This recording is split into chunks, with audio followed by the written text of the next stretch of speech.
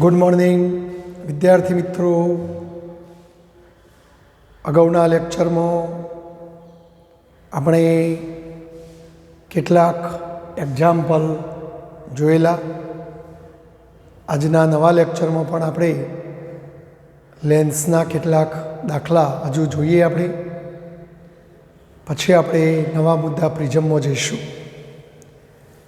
જો મિત્રો, અહીં રકમમાં મેં સ્વાધ્યાયના દાખલા નંબર 9.10ની રકમ લખેલી છે.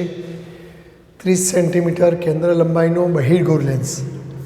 જો એ બહિર્ગોળ લેન્સ છે મિત્રો, તો બહિર્ગોળ લેન્સની કેન્દ્ર લંબાઈ ધન હોય મિત્રો, તો એ તમને આપી દીધી છે 30 સેન્ટીમીટર અને 20 સેન્ટીમીટર કેન્દ્ર લંબાઈનો અંતર્ગોળ લેન્સ. તો જો અંતર્ગોળ લેન્સ માટે કેન્દ્ર લંબાઈ ઋણ હોય પણ એની કેન્દ્ર લંબાઈ 20 છે. તો જો આપણે બે લેન્સ છે, એટલે એકને F1 કહીએ, એકને F2 કહીએ, અને આ બંનેને સંપર્કમાં રાખ્યા છે. એટલે આવી વાત છે જો કે ભાઈ આ બહિર્ગોળ લેન્સ અને એના સંપર્કમાં એક અંતર્ગોળ લેન્સ આ રીતે ગોઠવેલો છે. એટલે આ બે લેન્સને આ રીતે એકબીજાના સંપર્કમાં રાખ્યા છે. તો સંયોજનની સમતુલ્ય કેન્દ્ર લંબાઈ આપણે શોધવાની છે. તો જો આપણે લેન્સના સંયોજનનો પ્રશ્ન ભણ્યા હતા કે લેન્સના સંયોજન માટે જો પરિણામી કેન્દ્ર લંબાઈ F હોય તો 1/F બરાબર 1/F1 પ્લસ 1/F2. તો આ સૂત્ર પરથી બોલો 1/F બરાબર બોલો F1ની કિંમત કેટલી લેશો મિત્રો? +30. F2ની કિંમત -20. એટલે અહીંયા 1/30 પ્લસ માઇનસ એટલે માઇનસ આવું થઈ જશે. માટે જો આપણે સાદુરૂપ આપીએ તો 1/F જો એ લસા 60 લસા આવશે મિત્રો, તો 30 દુ 60, 20 તરી 60, બેમાંથી 3 જાય તો માઇનસ. તો આમ 1/F બરાબર -1/60, તો F બરાબર -60 સેન્ટીમીટર. જો અહીંયા પરિણામી જવાબ ઋણ આવ્યો, કેન્દ્ર લંબાઈ ઋણ આવી. બોલો ઋણ કેન્દ્ર લંબાઈ કયા લેન્સની હોય? અંતર્ગોળ. માટે આપણને પ્રશ્ન પૂછ્યો કે સમતુલ્ય કેન્દ્ર લંબાઈ શોધો, તો આ શોધાઈ ગઈ. આ સંયોજન શું અભિસારી લેન્સ એટલે કે બહિર્ગોળ લેન્સ તરીકે કે અપસારી લેન્સ તરીકે વર્તશે? તો આપણે કહી શકીએ કે ભાઈ અહીં કેન્દ્ર લંબાઈ F ઋણ મળે છે, તેથી કહી શકાય કે આ સંયોજન અંતર્ગોળ યાની કે અપસારી લેન્સ તરીકે વર્તશે. જો કેન્દ્ર લંબાઈ ધન આવ્યું હોય તો તમારે બહિર્ગોળ લેન્સ તરીકે વર્તશે એવું લખવાનું, અને ઋણ આવી માટે અંતર્ગોળ લેન્સ તરીકે વર્તશે. તો આ રીતે કેટલો સિમ્પલ દાખલો છે મિત્રો, સ્ક્રીનશોટ પાડી લખી દો. ચલો મિત્રો જુઓ, સ્વાધ્યાયનો દાખલો 9.20. વસ્તુથી 90 સેન્ટીમીટર દૂર એક પડદો રાખ્યો છે. દાખલા તરીકે આપણે અહીંયા વિચારીએ કે ભાઈ ચલો આ એક વસ્તુ છે અને અહીંથી 90 સેન્ટીમીટર દૂર એક પડદો રાખ્યો છે. આ પડદો એનો મતલબ કે આ ડિસ્ટન્સ તમને આપી દેવામાં આવ્યું કેપિટલ D, ધારો કે 90 સેન્ટીમીટર. તો વસ્તુથી 90 સેન્ટીમીટર દૂર એક પડદો રાખ્યો છે. હવે એકબીજાથી 20 સેન્ટીમીટર અંતરે આવેલો હોય એવો બે સ્થાન. તો આપણે અહીંયા બે સ્થાનો એવો લેવાનો છે કે જેથી એ બે વચ્ચેનું અંતર 20 સેન્ટીમીટર. પણ ક્યાં છે એ સ્થાનોએ એ બે સ્થાનો આગળ વારા પરથી એક બહિર્ગોળ લેન્સ મૂકો. ધારો કે હું એક વખત બહિર્ગોળ લેન્સ અહીંયા મૂકું. આ લેન્સની પહેલી સ્થિતિ ખબર નથી મેં કેટલા અંતરે મૂક્યું. ધારો કે હું x અંતરે મૂકું લેન્સની,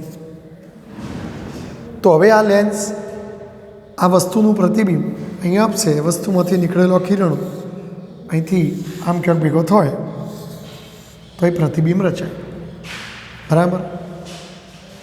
તો વસ્તુથી મેં લેન્સ એક્સ અંતરે ગોઠવ્યો તો પ્રતિબિંબ આટલા અંતરે મળ્યું.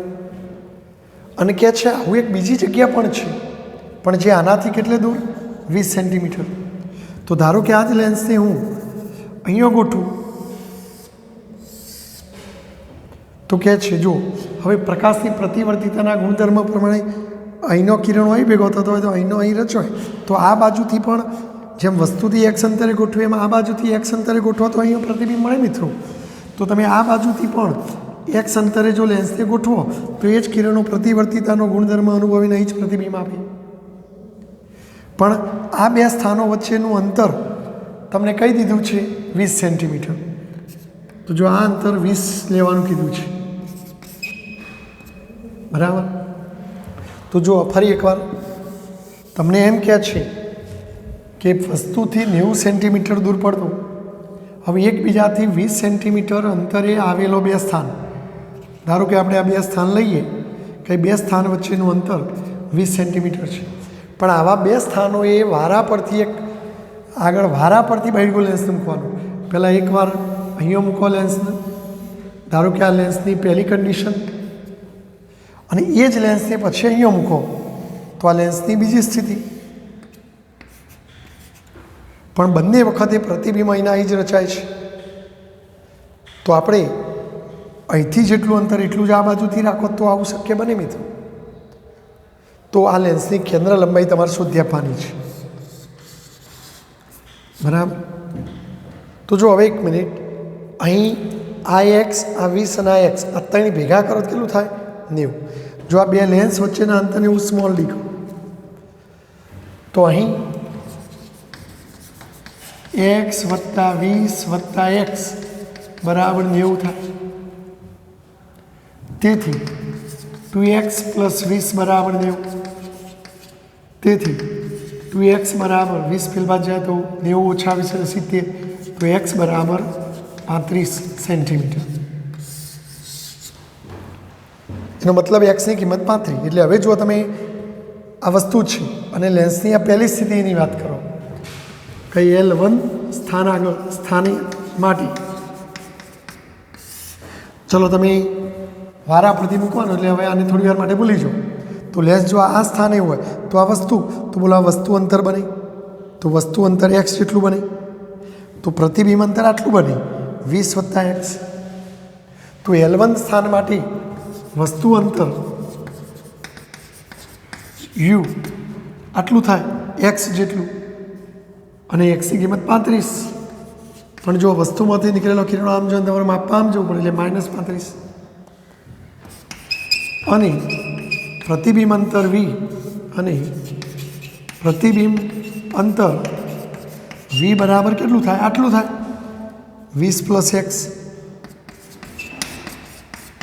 એટલે કે 20 વત્તા 35 એટલે 55 સેન્ટીમીટર.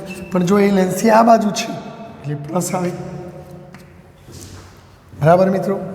જો કોઈ લેન્સ L2 લઈને ચર્ચા કરો તો પછી એક્સ વત્તા 20 એ વસ્તુ અંતર બને અને આ પ્રતિબિંબ અંતર બને.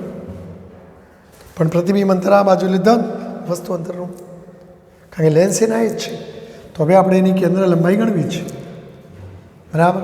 તો પછી આપણું સૂત્ર 1/f બરાબર 1/v માઇનસ 1/u પરથી 1/f બરાબર 1/v, બોલો વીની કિંમત કેટલી લેશો 55 માઇનસ 1/u, યુની કિંમત -35. માટે 1/f બરાબર 1/55 માઇનસ માઇનસ પ્લસ 1/35. તેથી જો એ લસા લઈએ તો એ લસા 385 આવે, 55 સીધો 385 પોતરી ગુણ્યા 11 એટલે 385, તો એ 7 અને 11 આવે તો 18/385. ઉલટાવી દો તો એ બરાબર 385 ભાગ્યા 18, માટે સાદુરૂપ આપો તો 21.4 સેન્ટીમીટર આવે. આ બહિર્ગોળ લેન્સની કેન્દ્ર લંબાઈ 21.4 છે. નીટની અંદર મિત્રો આવું એક સૂત્ર સાબિત કરેલું છે, એફ બરાબર D square minus D square upon 4D. પણ આ સૂત્ર યાદ રાખવું પડે. અને આની અંદર તમે કિંમત મૂકો, કેપિટલ ડી એટલે આ 90 માઇનસ સ્મોલ ડી એટલે આ બે સ્થાનો વચ્ચેનું અંતર અપોન 4 ઇન્ટુ 90. જો આ સાદુરૂપ આપો ને તો પણ જવાબ આવી જશે 21.4 સેન્ટીમીટર. પણ આ મેં નીટ માટે કામમાં આવે. દાખલો ગણી જવાબ લાવવાનો હોય, એક વખતે આ યાદ ના રખાય. એટલે નીટવાળા વિદ્યાર્થીઓ આ સૂત્ર યાદ રાખી શકે. બરાબર? કેવી રીતે આવ્યું એ અહીંયા આપણે બતાવવાની જરૂર નથી, યાદ રાખી લઈશું. પણ આપણે આ રીતે દાખલો ગણીશું. તો આ રીતે તમે દાખલો ગણી શકો. બરાબર? સ્ક્રીનશોટ લઈને લખી દો. ચલો મિત્રો, સ્વાધ્યાયનો દાખલો 9.19. ઓરડાની એક દિવાલ. ધારો કે આ ઓરડો છે મિત્રો, સમજી લો આ ઓરડો છે. ઓરડાની એક દિવાલ સાથે જડિત નાનો બિંદુવત બલ્બ. ધારો કે અહીંયા બલ્બ છે, દિવાલ ઉપર જડિત છે. આવા બલ્બમાંથી બધા કિરણો નીકળે. આ બલ્બનું 3 મીટર દૂર આવેલી સામેની દિવાલ, તો અહીંથી આ દિવાલ વચ્ચેનું ડિસ્ટન્સ 3 મીટર દૂર છે.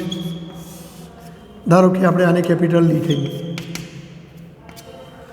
આ બલ્બથી આ સામેની દિવાલ 3 મીટર દૂર છે. તો આ દિવાલ ઉપર જો આ બલ્બનું પ્રતિબિંબ મેળવવું હોય તો અહીંયા બહિર્ગોળ લેન્સ તમારે ગોઠવવાનો છે વચ્ચે. તો એ બહિર્ગોળ લેન્સની શક્ય મહત્તમ કેન્દ્ર લંબાઈ શોધો. અહીંયા તમે બહિર્ગોળ લેન્સ એવો પસંદ કરો કે જેથી એનું પ્રતિબિંબ અહીંયા મળે. તો બલ્બનું પ્રતિબિંબ આ દિવાલ ઉપર મેળવવું છે. તો એ બહિર્ગોળ લેન્સ તમે જે ગોઠવવાના છો એની શક્ય કેન્દ્ર લંબાઈ તમારે શોધવાની છે. મિત્રો, અહીં આપણી પુસ્તકની અંદર તો સાબિતી નથી આપી, પણ કુમાર મોડર્ન જેવી ચોપડીઓમાં એક વધારાનું એમ કરીને એક સાબિતી આપેલી છે. અને એ સાબિતી ઉપરથી આપણે સીધી શરત લખી દઈએ કે દિવાલ ઉપર, ઓરડાની દિવાલ પર વસ્તુનું સાચું પ્રતિબિંબ મેળવવા માટે આ વસ્તુ અને આ પ્રતિબિંબ વચ્ચેનું લઘુત્તમ અંતર કેન્દ્ર લંબાઈ કરતો 4 ગણું હોવું જોઈએ. આટલું હોય તો જ આવું શક્ય બને મિત્રો. એટલે આપણે હવે ચલો આ બે વચ્ચેનું અંતર કેટલું છે? ડી. પણ આ કિંમત લેન્સની કેન્દ્ર લંબાઈના 4 ગણી હોવી જોઈએ. એટલે કે ડી બરાબર 4f. તેથી એફ બરાબર ડી બાય 4. હવે ડીની કિંમત અહીં 3 મીટર છે મિત્રો, માટે 0.75 મીટર. તો તમારે આટલી કેન્દ્ર લંબાઈનો વધુ આટલી કેન્દ્ર લંબાઈનો લેન્સ તમે વાપરી શકો તો જ આવું શક્ય બને. બરાબર? તો આ એક શરત આપણે યાદ રાખીશું. આ યાદ રાખવાની શરત મિત્રો, નહીંતર એની સાબિતી બહુ મોટી છે. પણ આપણે આ દાખલા પૂરતી એ શરત યાદ રાખીશું. બરાબર? અહીં વસ્તુ અને પ્રતિબિંબ વચ્ચેનું અંતર 3 મીટર રાખવાનું છે, ડી. એટલે ચલો આ એક શરત યાદ રાખીને આપણે આ દાખલાને ગણીશું મિત્રો. તો સ્ક્રીનશોટ પાડીને લખી દેશો. ચલો મિત્રો, 9.16 નંબરનો સ્વાધ્યાયનો દાખલો જોઈએ. ટેબલની સપાટી ઉપર જડી દીધેલી નાની પિન ટાંકણી. ધારો કે અહીંયા તમારી પાસે આ ટેબલ છે અને આ ટેબલની સપાટી પર એક ટાંકણી તમે બેસાડી દીધી છે, અંદર જડી દીધી છે. આ ટાંકણીને 50 સેન્ટીમીટર ઊંચેથી અહીંથી જોવાનું છે, આમ જોવાનું છે. હવે શું કહેશે? આ જ બિંદુને, એટલે આ જ બિંદુને, ટોકણીવાળા બિંદુને ટેબલની સપાટીને સમાંતર રાખેલા 15 સેન્ટીમીટર જાડાઈના સ્લેબમાંથી જુઓ તો જો આના ઉપર આપણે કાચનો સ્લેબ મૂકી દઈએ, આ સ્લેબ છે, અને હવે તમારે આ ટાંકણીને જોવાની છે. હવે જોનાર જો હવામાંથી જોવાનો, તો જોનાર હવામાંથી જોવે તો હવાનો વક્રીભાવનો અંક 1 હોય, અને આ ટાંકણીને જોવાની છે માટે n વસ્તુ, તો વસ્તુ હવે આ કાચના સ્લેબની અંદર આવી ગઈ, અને કાચનો વક્રીભાવનો અંક 1.5 માટે n વસ્તુ બરાબર 1.5. હવે જો આ તો હવા જ છે એટલે આના કારણે તો કોઈ ફરક નહીં પડે, પણ આ ઊંચાઈ કાચની, ખરેખર જો કાચની સ્લેબની સપાટીથી ઓરિજિનલ ઊંડાઈ આટલી છે, આને આપણે ઓરિજિનલ ઊંડાઈ કહીશું h, અને કાચની સ્લેબની જાડાઈ જેટલી હોય, પણ આટલા ભાગમાં વક્રીભવન થવાના કારણે આ ટોકણી ક્યાંક ઊંચે આવેલી તમને જણાશે, તો એ ઊંચાઈને આભાસી ઊંચાઈ આપણે કહીશું HI. બરાબર. તો કેટલી ખસી, તો આ HOમાંથી HI બાદ કરો એટલે તો કેટલી પિન કેટલી ઊંચે આવેલી દેખાશે. બરાબર. તો આપણે પેલો પ્રશ્ન યાદ કરો. બરાબર. HI/HO બરાબર n જોનાર ભાગ્યા n વસ્તુ જે માધ્યમમાં હોય એનો વક્રીભાવનો અંક નીચે આવે. જો આના કારણે તો વક્રીભાવની કોઈ અસર નહીં થવાની, જે થશે આટલાના જ કારણે થશે, તો એના જ કારણે કેટલું ઊંચે આવે જ ગણવાનું. તો ચલો આભાસી ઊંડાઈ શોધી કાઢીએ. ઓરિજિનલ ઊંડાઈ 15, જોનાર હવામાંથી જોવાનું, અને ટાંકણી કાચની અંદર છે, અને પેલ બાદ લઈશું તો HI બરાબર 15/1.5 એટલે HI બરાબર 10 સેન્ટીમીટર. તો આમ તમારી ઓરિજિનલ વસ્તુ સપાટીથી 15 સેન્ટીમીટર ઊંડે હતી, એના બદલે હવે સપાટીથી 10 સેન્ટીમીટર ઊંડે દેખાય. તો પછી કેટલી ઊંચી આવી, તો આમાંથી આટલું બાદ કરો. બરાબર. તો હવે કેટલી ખસેલી જણાય, તો ખસેલું અંતર બરાબર આ ઓરિજિનલ અંતરમાંથી પેલું આભાસી અંતર આપણે બાદ કરીશું. તો ઓરિજિનલ અંતર કેટલું હતું મિત્રો? 15, અને પેલું 10, તો 5 સેન્ટીમીટર. અને આ તો એ જૈસેથી રહેવાનું કે ભાઈ ચલો આ 15 છે, આ કુલ કેટલું હતું? 50. આ 15 હોય તો આ 35. હવે આજ આટલા દેખાય, તો આ 35 અને વત્તા આરીએ 10, 35 ને 45, તો પેલું 50 ને 45 એટલે પહોંચ જ આવો. જો આ સ્લેબને તમે અહીં આટલે મૂકીને પ્રયોગ કરો તો એ વક્રીભવન તો આટલા ભાગને કારણે જ થવાનું, એટલે એટલું જ ઊંચું આવવાનું. એટલે તમને બીજો પ્રશ્ન પૂછ્યો કે સ્લેબના સ્થાન ઉપર આધાર રાખે, તો ના. તો અહીંયા ના, અહીં સ્લેબને ગમે તે સ્થાને ગોઠવીએ તો પણ જવાબમાં કોઈ ફેર ન પડે, એટલે જવાબ 5 જ આવે મિત્રો. કારણ કે વક્રીભવન કરનારું માધ્યમ આટલું આટલું જ રહેવાનું, અહીં મૂકો તો એટલું રહેવાનું, બરાબર. અને એટલો ભાગ જ વક્રીભવન કરીને તમને ઊંચું લાવી આપશે. તો ચલો સ્ક્રીનશોટ લઈને લખી દો. બરાબર. આ સ્લેબ છે, કાચનું સ્લેબ, આપણું ટેબલ છે. બરાબર. વસ્તુ જે માધ્યમમાં છે એ માધ્યમનો વક્રીભાવનો, જોનાર હવામાં છે એનું વક્રીભાવનો. તો આ રીતે આપણે આ એક્ઝામ્પલ ગણવાનું. ચલો સ્ક્રીનશોટ લઈ લો. જો મિત્રો હવે હું એક OMR તમને સમજાવવા માગું છું, ધ્યાન આપજો. સમાન વક્રતા ત્રિજ્યા R અને કેન્દ્ર લંબાઈ F ધરાવતા ધારો કે આપણે બહિર્ગોળ લેન્સ લઈએ, ચલો ધરાવતા બહિર્ગોળ લેન્સ. તો જો તમારી પાસે શરૂઆતમાં આવો લેન્સ છે, ધારો કે શરૂઆતમાં આપણે આવા લેન્સની કલ્પના કરીએ, બહિર્ગોળ લેન્સની, તો જો લેન્સની 2 વક્રતા ત્રિજ્યાઓ હોય, આ બાજુની વક્રતા ત્રિજ્યાને R1 કહીશું, આ બાજુની વક્રતા ત્રિજ્યાને R2 કહીશું. પણ લેન્સમાં એક વક્રતા ત્રિજ્યા પહેલી ધન હોય, બીજી ઋણ, અંતરગોળ હોય તો પહેલી ઋણ ને બીજી ધન. સમાન વક્રતા ત્રિજ્યા આર લેવાની છે, તો આ આર લઈશું, આ આર લઈશું. જો આ હવા છે એટલે પહેલા માધ્યમનો વક્રી વળાંક 1 આવે, આ કાચ છે એ બીજા માધ્યમનો વક્રી વળાંક ખબર નથી તો હું n ધારી લઉં. તો આ લેન્સની કેન્દ્ર લંબાઈ f આપેલી છે. તો જો આપણે પહેલાં એફની ગણતરી કરીએ, બરાબર, તો 1/f બરાબર n2 - n1 upon n1 1/r1 - 1/r2 પરથી.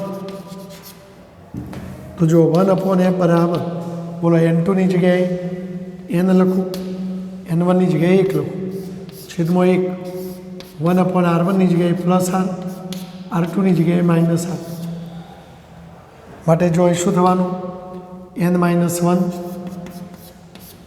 અને 1/- પ્લસ એટલે શું થવાનું 2/r. ચલો ઉલટાવી દો તો f બરાબર r/2 n - 1. એટલે જો ઘણીવાર મિત્રો તમે સીધું ગણી શકો. તમને ઘણીવાર એમ કે ભાઈ એક કાચનો વક્રી વળાંક 1.5 છે એટલે આ આપી દીધેલો હોય. જો એની સમાન વક્રતા ત્રિજ્યા 10 સેન્ટીમીટર છે, આર આપી દીધેલો હોય, તો આ લેન્સની હવામાં કેન્દ્ર લંબાઈ કેટલી, તો સીધું આ સૂત્ર વાપરો તો એ ચાલે. આ પરિણામ નંબર 1. હવે શું કહેશે પહેલો પ્રશ્ન નંબર 1, તેની અક્ષને લંબ. તો જો આપણી આની અક્ષ આમ ઊભી હોય, આમ આડી હોય, તો એ અક્ષને લંબ આમ ઊભું 2 ટુકડા કરી દો. એટલે હવે જો આપણે આ રીતે 2 ટુકડા કરીએ અક્ષને લંબ, તો અક્ષને લંબ 2 ટુકડા કરો તો આવા ટુકડા થશે, 2 ટુકડા આવા થઈ જશે, બરાબર છે. તેની અક્ષને લંબ, તો અક્ષ આડી હોય તો આમ લંબ એટલે આમ 2 ટુકડા કરો. અને બીજા કિસ્સામાં અક્ષને સમાંતર, તો આમ કાપવાના છે અને આમ કાપશો એટલે આવા 2 ટુકડા થઈ જશે. તો એમ કહેશે કે આ કિસ્સામાં અને પેલા કિસ્સામાં આ ટુકડાઓની કેન્દ્ર લંબાઈ શોધવાની છે. હવે ધારો કે આ ટુકડાઓની કેન્દ્ર લંબાઈ f' થઈ જશે, તો હવે એ શું કેટલી આપશે? ઘણા ઉતાવળિયા વિદ્યાર્થીઓ શું સમજે કે આખા લેન્સની કેન્દ્ર લંબાઈ f હોય તો આ ટુકડા કરેલે અડધા લેન્સ થઈ ગયા તો કેન્દ્ર લંબાઈ અડધી થઈ જાય f/2. પણ મિત્રો જોઈએ કેટલી થાય ગણી આપણે. જો અહીંયા ટુકડા કરો તો ટુકડામાં જો આ બાજુનું વળાંક તો એમના એમ જ છે એટલે એની ત્રિજ્યા ન બદલાય. r1 બરાબર તો +r જ રહેવાનું. પણ જો આ ટુકડું આ ટુકડાની આ બાજુની સપાટી કે જેની કેન્દ્ર લંબા વક્રતા ત્રિજ્યાને આપણે r2 કહેતા હતા, જે પહેલાં વળાંક હતો એટલે -r હતી, પણ હવે તો સમતલ બની ગઈ અને સમતલ સપાટીની વક્રતા ત્રિજ્યા અનંત હોય મિત્રો. જો આ લ્યો તો r1 અનંત અને આ -r. જો કાચ કાપ્યા પછી કાચના કાચ જ હોય એટલે n2 તરીકે તો n જ આવે, અને અહીંયા હવા છે એટલે n1 તો એક જ આવે, પણ એ કેન્દ્ર લંબાઈ બદલાઈ છે. તો ચલો ફરી આ જ સૂત્ર વાપરીએ. તો 1/f' n2, તો n2 તરીકે તો કાચ જ છે, હવા. બોલો r1ની જગ્યાએ હવે r જ આવશે અને r2ની જગ્યાએ ઇન્ફિનિટિવ આવશે. -ઇન્ફિનિટિવ લે +, કોઈ ફરક નહીં પડે. 1/અનંત તો 0 જ થઈ જાય. તો એ 1/f' બરાબર n - 1 આ 0 થઈ જાય તો છેદમાં r. તો પછી f' બરાબર શું થઈ જાય? r/n - 1 થઈ જશે મિત્રો, આ ટુકડાની કેન્દ્ર લંબાઈ. જો આને પરિણામ નંબર 2 કહીએ. હવે આપણે 2 અને 1નો ગુણોત્તર લઈ લઈએ. સમીકરણ 2 અને 1નો ગુણોત્તર લેતો તો જો સમીકરણ 2 f', સમીકરણ 1 f, તો f'ની જગ્યાએ r/n - 1 અને પેલું છેદમાં r/2n - 1. જો n - 1 ઉડી જાય, r ઉડી જાય એટલે માત્ર 2, તેથી f' બરાબર 2f થઈ જાય. એટલે જો કેન્દ્ર લંબાઈ ડબલ થઈ જાય, કેન્દ્ર લંબાઈ કેવી થાય? બમણી થાય. તો અહીં કેન્દ્ર લંબાઈ બમણી થશે એટલે જો કોઈ OMRમાં તમને એમ કીધું હોય કે આ લેન્સની કેન્દ્ર લંબાઈ 40 છે અને વચ્ચેથી આમ ઊભો કાપી નાખો તો આ ટુકડાની કેન્દ્ર લંબાઈ કેટલી, તો 40 × 80 થઈ જાય. અડધી નહીં કરી દેવાની, ડબલ થઈ જાય. જો આ ટુકડો લે તો કોઈ ફરક ના પડે, કારણ કે આ ટુકડો લેશો એટલે અહીં 1/અનંત થશે. જો અહીં 1/અનંત થાય અને અહીંયા 1/-r થાય એટલે માઇનસ માઇનસ પ્લસ થઈ જવાનું, 1/અનંત તો 0 જ થઈ જવાનું, એટલે સરવાળે આ અહીં ઉભું. તો યાદ રાખજો કેન્દ્ર લંબાઈ ડબલ થઈ જાય. ચાલો સ્ક્રીનશોટ પાડી અને લખી દો મિત્રો. બરાબર, ખ્યાલ આવી ગયો. અને જો અમે આ કાચનો જથ્થો વધુ હોય, જો કાચનો જથ્થો વધુ હોય મિત્રો, તો કિરણો વધારે વક્રીભવન અનુભવી, અને વધારે વક્રીભવન અનુભવી તો આ મુખ્ય કેન્દ્ર આટલે નજીક આવે એફ. પણ તમે ચલો અડધો જ કાચ કરી નાખો, તો અડધો કાચ કરી નાખો તો કાચનો જથ્થો ઘટે એટલે વક્રીભવન ઓછું થાય, અને વક્રીભવન ઓછું થાય એટલે કિરણો ઓછા ઓકા વળે, તો ઓછા ઓકા વળે તો પછી દૂર જઈને ભેગા થાય. કાચ જાડો હતો એટલે આમ વધારે ઓકા વળતા હતા, પણ હવે કાચ પાતળો થઈ ગયો એટલે આમ વધારના બદલામાં ઓછા ઓકા વળે એટલે દૂર જોઈએ, તો પછી મુખ્ય કેન્દ્રની જગ્યા બદલાઈ જાય એટલે કેન્દ્ર લંબાઈ જો વધી જ જાય. બરાબર છે, તો આ ધ્યાન રાખજો મિત્રો. તો આ OMR આ રીતે ગણી શકાય. હવે સ્ક્રીનશોટ લઈ લો, પછી આપણે પેલો બીજો મુદ્દો ગણીએ. ચલો મિત્રો, હવે બીજો પ્રશ્ન જો અક્ષને સમાંતર કાપવાના છે. અક્ષને સમાંતર, તો જો અડધો ટુકડો ઉપર રહેશે અને અડધો ટુકડો અહીં નીચે, આ રીતે કાપવાની વાત કરી છે, તો શું થાય? તો જો આપણે કેન્દ્ર લંબાઈ કોને કહીએ છીએ યાદ કરો. પહેલાં આપણો આ ઓરિજિનલ લેન્સ છે. મુખ્ય અક્ષને સમાંતર આપાત થતો કિરણો, દાખલા તરીકે તમે મુખ્ય અક્ષને સમાંતર આ રીતે કિરણો લાવો. આ કિરણો લેન્સ દ્વારા વક્રીભવન પામી જે બિંદુએ કેન્દ્રિત થાય તે બિંદુને લેન્સનું મુખ્ય કેન્દ્ર કહેવાય. એટલે જો અહીંયા આટલો કાચ વચ્ચે છે તો એ આટલું વક્રીભવન કરીને અહીં કિરણોને ભેગા કરે તો આ મુખ્ય કેન્દ્ર માટે આ ડિસ્ટન્સ કેન્દ્ર લંબાઈ કહેવાય. હવે જો તમે લેન્સને અક્ષને સમાંતર કાપો, અહીંથી આમ કાપી નાખો, તો જો આ જે કાચ છે એટલો જ જાડાઈનો કાચ છે, માટે જો હવે આ કિરણો તમે આ રીતે મુખ્ય અક્ષને સમાંતર આબા દો તો કાચ આ કાચ જેવું વક્રીભવન કરતો હતો એટલું આયા કરવાનું, એટલે આ કિરણો અહીંયા ભેગો થવાનો મિત્રો, અને આ કાચ નીચે છે તો જો એ કિરણો એટલા જ અંતરે ભેગો થવાનો. અને મુખ્ય અક્ષને સમાંતર આવતા કિરણો જો ભેગા હોય તેઓ મુખ્ય કેન્દ્ર રચાય, તો આ કેન્દ્ર લંબાઈ. તો જો કેન્દ્ર લંબાઈમાં ફરક નહીં પડે, પણ અહીં બે પ્રતિબિંબ થઈ જવાનું. બે ટુકડા કરો તો બે પ્રતિબિંબ અલગ પડે. પેલામાં ઊભો કાપો તો પ્રતિબિંબ એક જ મળે, પણ આગું પાછું થઈ જાય, અંતર બદલાઈ જાય. આમાં અંતર એના એ જ રહેવાનું, પણ બે ભાગ પડી ગયા એટલે બે પ્રતિબિંબ રચાય. અડધો જ કિરણો અડધો જથ્થો આવે એટલે પ્રતિબિંબ ચોખ્ખું થઈ જાય. અહીં આખો લેન્સ ભેગો થઈને પ્રતિબિંબ પાડે તો જો એ બધા વધારે કિરણો ભેગો થતો હતો એટલે પ્રતિબિંબ ઘાટું મળે અને એક જ મળે. પણ બે ટુકડા કરી દો તો બે અલગ પ્રતિબિંબ થઈ જાય, અને થોડો થોડો કિરણો ભેગો કરે એટલે ચોખ્ખું પ્રતિબિંબ થઈ જાય. તો બીજા પ્રશ્નનો જવાબ આ રીતે લખાય: અક્ષને સમાંતર લેન્સના બે ટુકડા કરતો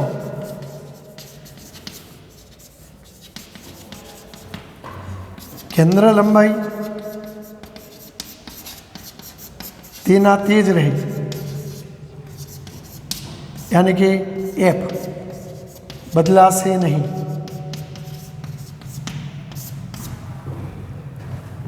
પરંતુ બે ટુકડા થવાથી વસ્તુના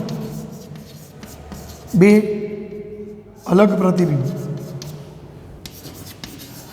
અલગ અને થોડા ઝોખા પ્રતિબિંબ રચાય. જો તમે ત્રણ ટુકડા કર્યા હોત મિત્રો, કોઈ વિદ્યાર્થી આ લેન્સના આવા ત્રણ ટુકડા કર્યા હોત તો તો જો અહીંથી આવતા કિરણો એ તે આયા કિરણો અને આયા કિરણો તો 3 પ્રતિબિંબ પડી જાય. જુદા પાડી દો તો 3 જુદા પ્રતિબિંબ પડી જાય. અને જો 3 ભેગા રાખો તો પછી બધું એક જ પ્રતિબિંબ રહે છે. તો 3 ટુકડા કરો તો 3 પ્રતિબિંબ મળે, 4 ટુકડા કરો તો 4 પ્રતિબિંબ મળે. એટલે જેટલા ટુકડા કરીએ તેટલા પ્રતિબિંબ રચાય. સમજી ગયા? કેન્દ્ર લંબાઈ ના બદલાય પણ એટલા જ પ્રતિબિંબ રચાય. ચલો સ્ક્રીનશોટ મારીને લખી દઈશું. ચલો મિત્રો, આ એક એક OMR જુઓ. 1.5 વક્રીભવન ધરાવતો કાચનો લંબઘન સ્લેબ. ધારો કે આપણે અહીં ચિત્ર દોરીએ. ધારો કે આ કાચનો એક લંબઘન સ્લેબ છે. 2 ડાયમેન્શનમાં દોરું છું એટલે તમને આવો દેખાશે લંબચોરસ જેવો. જ્યારે આ કાચ બનતો હોય ત્યારે ધારો કે એની અંદર કોઈ જગ્યાએ એર રહી જશે, હવા. તો હવાનો પરપોટો છે. જો આ બાજુથી આ સપાટીથી એની ઓરિજિનલ ઊંડાઈ આટલી કહેવાય અને આ બાજુની સપાટીથી એની ઓરિજિનલ ઊંડાઈ આટલી કહેવાય. આ ઓરિજિનલ ઊંડાઈ છે, બરાબર. પરંતુ શું કહેશે રકમ જુઓ કે 1.5 વક્રીભવન ધરાવતા કાચના લંબઘનમાં સ્લેબમાં રહેલો હવાનો આ પરપોટો, આ પરપોટાની ઊંડાઈ એક બાજુએથી જોતો 5 સેન્ટીમીટર. હવે ખરેખર જો એની ઓરિજિનલ ઊંડાઈ આટલી છે, પણ તમે જ્યારે એક બાજુથી આ બાજુથી જુઓ તો આપણે પેલા વક્રીભવનની ઘટનાને કારણે યાદ કરો, ઘટ માધ્યમમાં રહેલી વસ્તુનું પાત્રા માધ્યમમાંથી નિરીક્ષણ કરીએ તો આ વસ્તુ ઊંચી આવેલી દેખાય. એટલે તમને આ સાચી જગ્યા નહીં દેખાય, ખોટી જગ્યા દેખાશે. અથવા જુઓ ને, આપણે ચિત્ર દોરીએ કે ભાઈ ચલો આ ઓરિજિનલ વસ્તુમાંથી નીકળેલું આ કિરણ અહીં આવે, અહીં તમે સપાટીને લંબ દોરો તો શું આ કિરણ સીધું જ હશે? તો ઘટ માધ્યમમાંથી પાત્રા માધ્યમમાં જાય તો કિરણ લંબથી દૂર જાય, એટલે આ કિરણ આમ જાય. એટલે જોનાર વ્યક્તિ અહીંથી જોવે તો જો એ વ્યક્તિને આ પરપોટો કયો દેખાશે તો અહીં નહીં પણ અહીંયા ક્યાંક દેખાશે. તો આને પરપોટાની ખોટી ઊંડાઈ કહેવાય, આભાસી ઊંડાઈ કહેવાય. અને જોનારને તો આ જ દેખાવાનું. અને માટે કહે છે કે પરપોટાની ઊંડાઈ એક બાજુએથી જોતો 5 સેન્ટીમીટર, તો આ 5 સેન્ટીમીટર થાય. તો એ ઊંચાઈ આવી મિત્રો. તો આના ઉપરથી તમે આ ઓરિજિનલ ઊંડાઈ ગણી શકો. અને જો પરપોટો જે માધ્યમમાં છે તો એન વસ્તુ એ વસ્તુ તરીકે પરપોટો છે, તો એનો વક્રીભવનાંક તમને આપ્યો છે 1.5 અને જોનાર હવામાંથી જોવાનો છે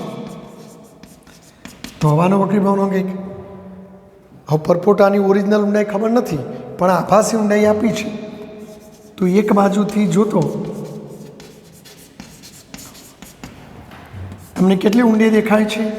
5 સેન્ટીમીટર. તો એ આભાસી ઊંડાઈ તમને દેખાય. તો આપણે સાચી ઊંડાઈ શોધી કાઢીએ. તો HI/HO બરાબર એન જોનાર ભાગ્યા એન વસ્તુ પરથી ચલો HI બરાબર 5, HO જોનાર હવામાંથી જોઈએ અને પેલું 1.5 આને આ બાદ લઈ જાઓ તો HO ગુણ્યા 1 એટલે HO અને 5 ગુણ્યા 1.5 માટે 7.5 સેન્ટીમીટર. તો આમાંથી આ ઓરિજિનલ ઊંડાઈ કેટલી આવશે? 7.5 સેન્ટીમીટર. એટલે આ સપાટીથી પરપોટાની ઊંડાઈ 7.5. પણ એમ કહે છે કે બીજી બાજુથી જુઓ. ધારો કે તમે આ બાજુથી જુઓ તો જો આ પરપોટામાંથી નીકળેલું કિરણ અહીં આવતું હોય, અહીં સપાટીને લંબ દોરો તો શું આ કિરણ સીધું જ આવી? તો ઘટ માધ્યમમાંથી પાત્રા માધ્યમમાં જાય તો આ લંબથી દૂર જાય, તો આ લંબથી દૂર જાય એટલે આ કિરણ આમ જવાનું. એટલે જોનાર અહીંથી જોવે તો જ એની ઓખમાં આ કિરણ આવે. તો જો એને કયો દેખાય? તો આ પરપોટો એને અહીંયા દેખાય. તો જો આ ખોટી જગ્યાએ દેખાયો અને આ ખોટી જગ્યાએ એટલે HI અને એ બાજુથી જોતો 3 સેન્ટીમીટર, તો આ 3 સેન્ટીમીટર છે એટલે અહીંથી 3 સેન્ટીમીટર અંતરે દેખાશે. પેલી બાજુથી 5. તો જો બીજી બાજુથી જોઈએ તો બીજી બાજુએથી જોતો જે દેખાય આભાસી જે દેખાય 3 સેન્ટીમીટર. તો પછી ફરી આ જ સૂત્ર બોલો, HIની જગ્યાએ 3 ઓરિજિનલ ખબર નથી, જોનાર 1 અને પેલો 1.5 અને ત્યાં લઈ જાઓ તો HO બરાબર 3 × 1.5 માટે HO બરાબર 4.5 સેન્ટીમીટર. તો આમાં અહીંથી ઓરિજિનલ ઊંડાઈ કેટલી થવાની? 4.5. માટે અહીંથી પરપોટો આટલે ઊંડે, અહીંથી આટલે. માટે જો તમે આ સ્લેબની જાડાઈ શોધવા માગતા હોય તો આ બે અંતરોનું શું કરી દો? સરવાળો. તો આ બેનો સરવાળો થાય. તેથી સ્લેબની જાડાઈ જો આપણે એક કામ કરીએ, આને HO કહો તો આને HO ડેશ કહો, એટલે આપણે કન્ફ્યુઝન ના થાય. બરાબર HO પ્લસ HO ડેશ. તો સ્લેબની જાડાઈ બરાબર 7.5 વત્તા 4.5 એટલે 12 સેન્ટીમીટર હશે. તો સ્લેબની જાડાઈ 12 સેન્ટીમીટર હશે. જો મિત્રો OMR માટે નીટમાં તમે આવું એક સૂત્ર પણ યાદ રાખી શકો કે જાડાઈ T થિકનેસ બરાબર N HI વત્તા HI ડેશ. આ HI અને HI ડેશ કહેવાય. શું કહેવાય? HI dash. તો સીધો જવાબ આવી જાય. બોલો, એનની કિંમત 1.5, HIની કિંમત 5, પેલાની કિંમત 3, 5 ને 3 8, 15 × 120 એટલે 12 સેન્ટીમીટર. એટલે OMR માટે તમે આવું ગોખી શકો સૂત્ર. બાકી સાચી મેથડ તો ગણતરી પ્રમાણે આ રીતે સમજાવી શકાય. તો કાચના સ્લેબની જાડાઈ 12 સેન્ટીમીટર હશે મિત્રો. બોલો, ખ્યાલ આવી ગયો? તો આ રીતે તમે સમજી શકો. તો સ્ક્રીનશોટ લઈ અને લખી દેશો મિત્રો.